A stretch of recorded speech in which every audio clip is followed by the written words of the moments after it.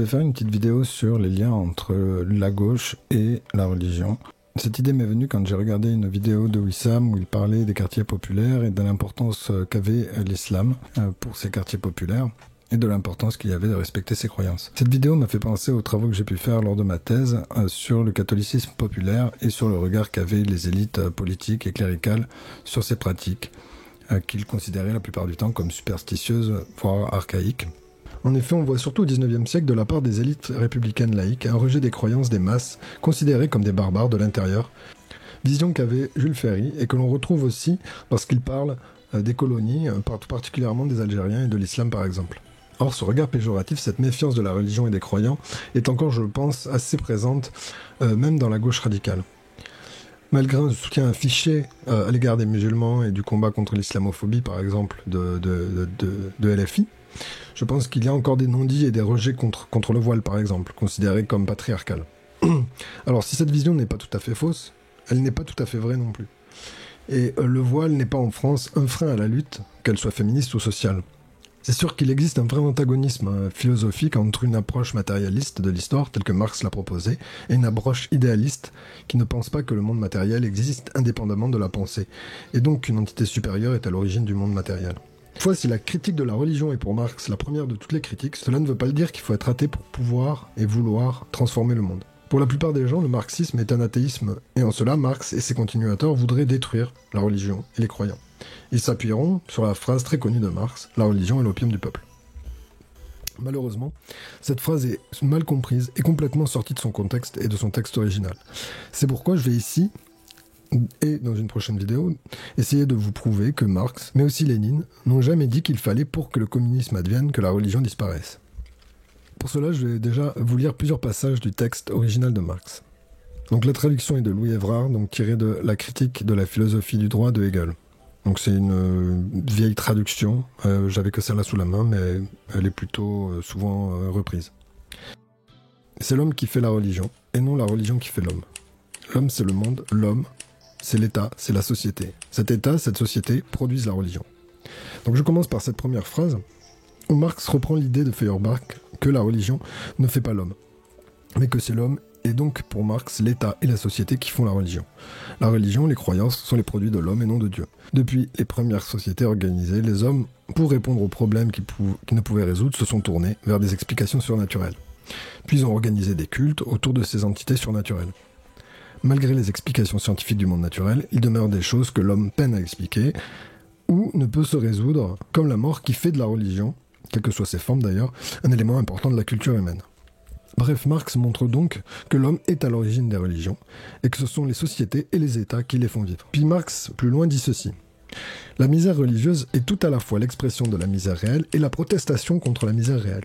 La religion est le soupir de la créature accablée, l'homme d'un monde sans cœur, de même qu'elle est l'esprit d'un état des choses où il n'est point d'esprit. Elle est l'opium du peuple. Nier la religion, ce bonheur illusoire du peuple, c'est exiger son bonheur réel. Exiger qu'il abandonne toute illusion sur son état, c'est exiger qu'il renonce à un état qui a besoin d'illusion. Ici, Marx présente la religion à la fois comme l'expression de la misère réelle, mais aussi comme la protestation contre cette misère réelle. Dans certains cas, la religion est donc un bonheur illusoire pour les croyants, mais peut aussi être, dans d'autres cas de figure, une protestation contre l'ordre établi, contre la société. Pour Marx, la religion constitue une relation dialectique, un équilibre fragile, qui peut soit tomber dans l'idéologie, mais peut aussi tomber du côté de la protestation. Pour illustrer mon propos, je vais prendre plusieurs exemples. La religion peut être considérée comme une idéologie, comme un bonheur illusoire pour les masses lorsque celle-ci est intimement liée au pouvoir et à l'idéologie dominante. L'exemple le plus parlant pour nous Français, c'est le catholicisme sous l'Ancien Régime, qui montre encore plus son caractère réactionnaire quand il a justement une religion qui, elle, est un élément de protestation, comme au moment de la réforme protestante. La contre-réforme va être une réponse qui montre que le catholicisme est une idéologie qui sert le pouvoir politique pour écraser toute transformation. Donc un autre exemple qui est très intéressant et qui est plus contemporain, c'est celui de l'Iran. Donc avant la révolution islamique, l'islam, malgré son caractère majoritaire, était devenu une force de protestation contre le pouvoir du Shah, et a permis d'agréger les forces révolutionnaires pour faire tomber le pouvoir du souverain. Mais derrière, l'islam est devenu, pour le peuple, l'idéologie dominante aux mains d'un pouvoir autoritaire et arbitraire. La religion est donc devenue, comme le dit Marx, l'opium du peuple. La religion sert à anesthésier les masses dans un bonheur illusoire, Alors qu'au moment de la Révolution, il y avait bien sûr d'autres mouvements, des communistes, des socialistes, bref, il y avait plein d'autres mouvements dans la Révolution, et le guide spirituel a pris le pouvoir et imposé donc l'islam comme une idéologie politique. Donc, si on regarde aujourd'hui en France, la religion chrétienne n'est plus grand-chose, mais parfois elle peut encore servir de base idéologique pour la droite ou l'extrême droite.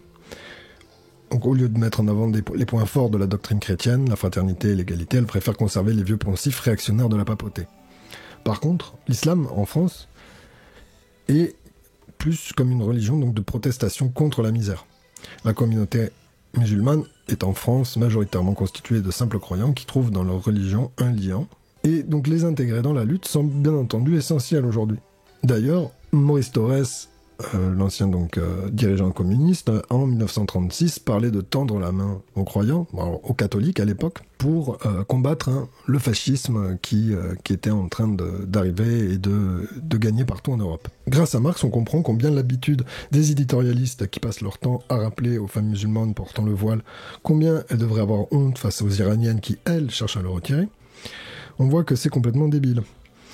Puisque dans le cas de l'Iran, l'islam est devenu une arme de contrôle, l'opium du peuple.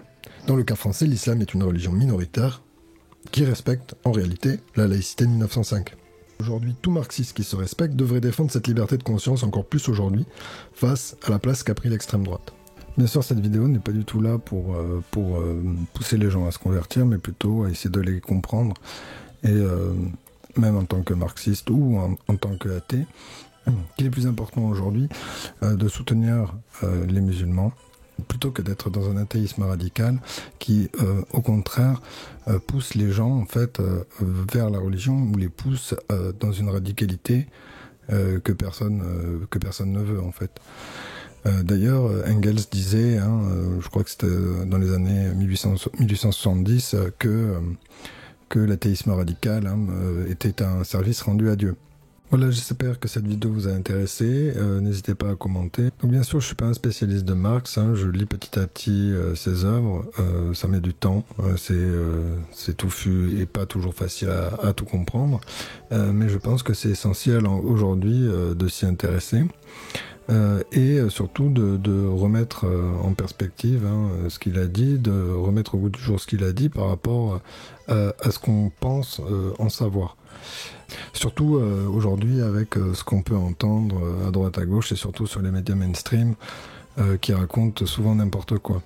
Outre les vidéos sur Lénine, je pense faire plusieurs vidéos, toujours souvent pour parler des relations entre le politique et la religion, vu que c'est la religion ma spécialité. Donc voilà, je vais parler par exemple de la laïcité, que je pense qu'il est important de revoir, parce que beaucoup de conneries peuvent se dire de nos jours. Donc je vous remercie et je vous dis à très bientôt.